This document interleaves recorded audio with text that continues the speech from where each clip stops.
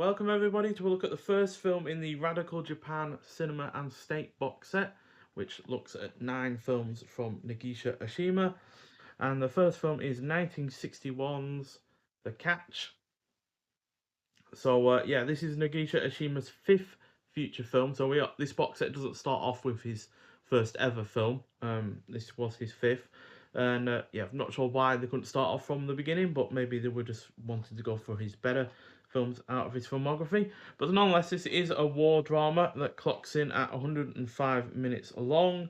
And yeah, stars the likes of Rantaro Mikuni, who was also in A Fugitive from the Past, Zatuchi the Outlaw, and Wolves, Pigs and Men. Also stars Yoko Mihara, who was in Three Outlaw Samurai and Tokajiro Lone Yakuza. So towards the end of World War II, a black American pilot is captured and imprisoned by rural Japanese villagers who await official instructions as to how to proceed with their catch. So yeah, and then his presence ultimately starts to fracture and reveal, secrets and lies that have been going on in this village. Not necessarily due to anything that he's doing, but it's because of the view of those villagers of him that is really starting to, you know, bring to the for these issues that have been underlying on this village for seemingly quite some time. So although this is far from the strongest sort of a box set from Radiance films, it is nonetheless a worthy effort that tackles themes of war, racism, and the othering of strangers in an effective manner, and the impacts that those themes can have on people as well. Because the war is obviously in the background in some regards. They see a massive fire happening in the distance, and they assume it's Tokyo that is on fire. And then there's also the fact that racism and the othering of strangers is also playing a part. Most of these people have never seen a black person in their life, but they presume he's bad because he is black. And that obviously, and that racism and othering of him certainly does start to fracture the village in certain ways. And yeah, they start accusing him of being the reason for things going poorly, um, which really doesn't help his situation. The cast is also really good, although I would say the actor that is playing the black prisoner of war isn't given all that much to do, to be honest, which is a little bit of a shame. It would have been nice to have seen more from his perspective of what is going on, because obviously he doesn't really speak all that much in the way of Japanese, and therefore, yeah, you're as clueless as he is in terms of what these people are doing and what their motivations generally are.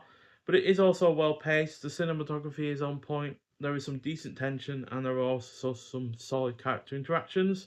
That said, though, the themes are though effectively explored. I just didn't find the plot that they hinge on to be all that engaging. While there are also a few characters in this to sympathise with, as most of the villagers are really rather, yeah, quite bigoted and yeah, do not go take actions in the way that I would. But then again, it could just easily be much as peer pressure, fear of war, and such that are, forcing them or leading them to take actions that they are taking. So, yeah, like I said, not a excellent start to this box set, but it is still a 3.5 out of 5.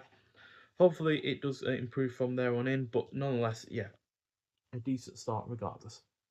Yeah, there's the disc. And yeah, the film itself has had a high definition digital transfer, exclusive to this limited edition, by the way. So yeah, I'm not sure if they're going to be doing a standard edition of this release, but if it's saying here that this digital transfer of the catch is exclusive to this limited edition, then they might well be paring down the standard edition in terms of the number of films that are available. Because it doesn't say the same for the subsequent 2 films that are also in this case. You got uncompressed mono PCM audio, and then you got a new interview on the catch with Japanese film and literature scholar Luc Van Hout from 2025, clocking in at 13 minutes long. And yeah, that's seemingly the only specific extra here to this release. The rest of them are mostly involving the other 2 films.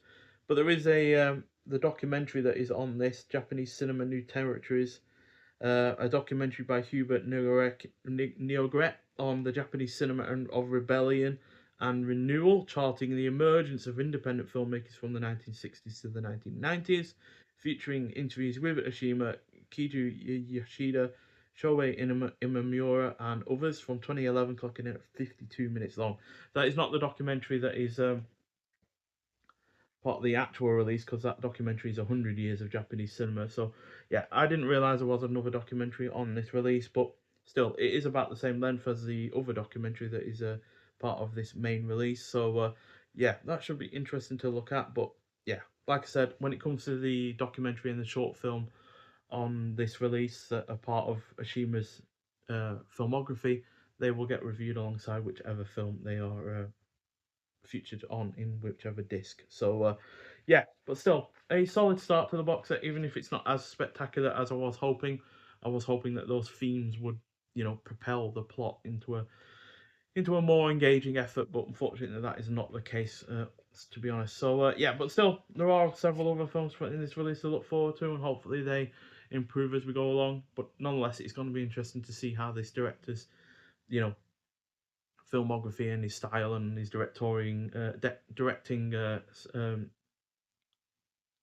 directing just evolves over time, basically. So yeah, obviously we're not going through all of his films back to back. I think there's several films in between this one and the next one in his filmography overall. But still, we'll be interested to see what he is able to do with the next film, which is Death by Hanging. So yeah, look forward to seeing that one and reviewing it. But nonetheless, thank you for watching. If you have seen The Catch before, I'd like to hear your thoughts on it. And I'll see you in the next one. Bye.